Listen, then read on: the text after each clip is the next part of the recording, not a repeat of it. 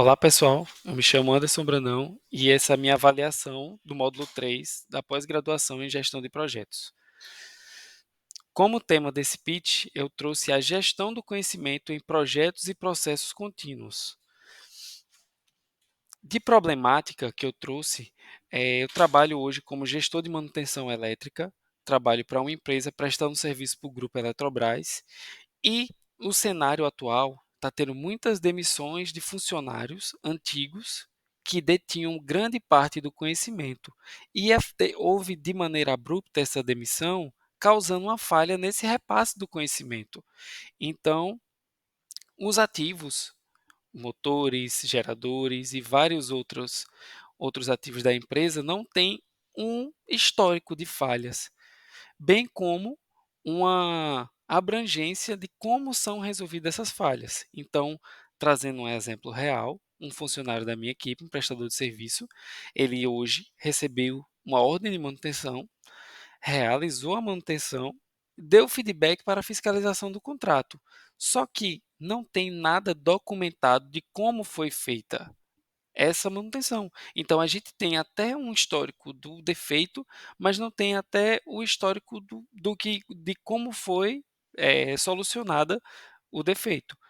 Então, na minha concepção, a abrangência desse pitch vai ser interessante para gestores de projeto e gestores de manutenção, visto que o histórico fala muito sobre o ambiente que a gente trabalha. Então, se a gente tem uma maneira de fazer uma manutenção, pode ser melhorada e pode ser registrada para que as outras gerações venham dando continuidade àquilo que a gente iniciou, ou até melhorando o processo. Se você conhece o processo, conhece a maneira da manutenção, você tem como melhorar essa manutenção.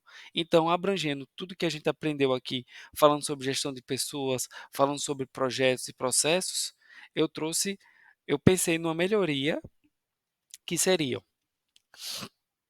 uma melhoria no tagueamento dos ativos do sistema. Então, todo o que compõe o sistema, tudo que é ativo, que recebe manutenção, ter o seu nome e ter o seu registro, para que, no caso de uma dúvida, de um problema, ou até de alguém que perceba alguma falha, saiba identificar aquela ó, motobomba B1.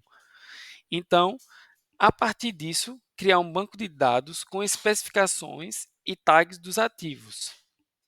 Então, esses ativos, com um banco de dados, você consegue juntar as duas coisas. Você tagueia e você cria um banco de dados. Então, ali ele pode receber dados para ser analisados. E nesse banco de dados tem um campo para histórico de defeitos, bem como um passo a passo da resolução. Então, se a gente tem um histórico de como quebrou, quando quebrou, a gente consegue prever até uma possível falha recorrente e até pensar numa mudança de comportamento de manutenção ou uma mudança do ativo no sistema. Então, quais são os ganhos desse repasse? Trazendo muito do que a gente estudou. A gente começa a ter uma gestão analítica porque a gente tem uma visão ampla do que está acontecendo.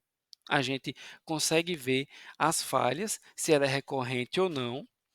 A gente trabalha com a gestão de pessoas mais acertadas, porque a gente consegue definir quantas pessoas trabalham naquela manutenção, o que a gente precisa de treinamentos para essas pessoas e o que a gente precisa de especificações para que essas pessoas consigam atender às nossas demandas.